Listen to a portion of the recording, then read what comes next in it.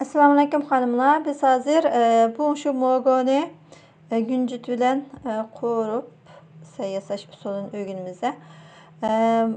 Oldi bilan biz kerakli bo'lgan şu 800 gram mogoni. Mana shundoq tutib oldik. Tutib, shundoq holatda ekib oldik. Endi biz talangimizga su qo'yib, bunga ozroq tuzini qo'yib, aralashtirayotgandan keyin bu mogolarimizni silib 5-10 minut chilab qo'yamiz. Undan keyin buni elib ching siqib susuzlandıramiz.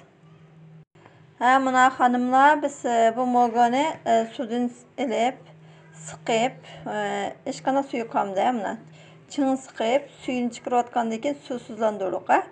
Endi biz bu mogoyimizga quygan xurishlarni tayyorlaymiz. Yani bu xurishlardan 70 gram qo'noq kraxmali, 70 gram un, tuzni muvofiq miqdorda, shu mogoyimiz tuzini tetig'icha azroq tuz ishlatamiz, muvofiq miqdor tuz, oqmush, 5 gram oqmush, 5 gram qizilmush, 5 gram kavucin, ugoki, ondan keyin 5 gram zira. Ondan keyin bu oq kunjutdan muvofiq miqdorda tuxumdan 3 tane tuxumcha qo'ldik. Endi shu materiallarning hammasini biz shu mogoyimizning ustiga qo'yib ta'mlantiramiz.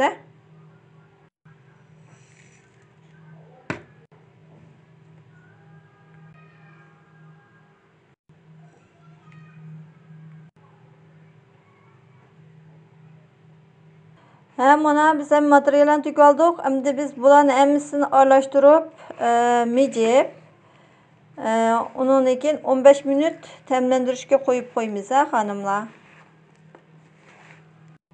Mana mijib oldik. Endi buni 15 minut ta'mlantiramiz. Endi biz qozonimizga muvofiq miqdorda may qo'yib oldik.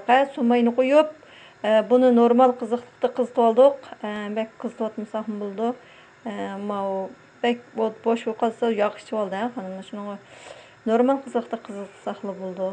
Endi mogoyimizni bir taldan buni solamiz. Bismillah. Mana hanımlar, hamısını bırakıp salmayımız.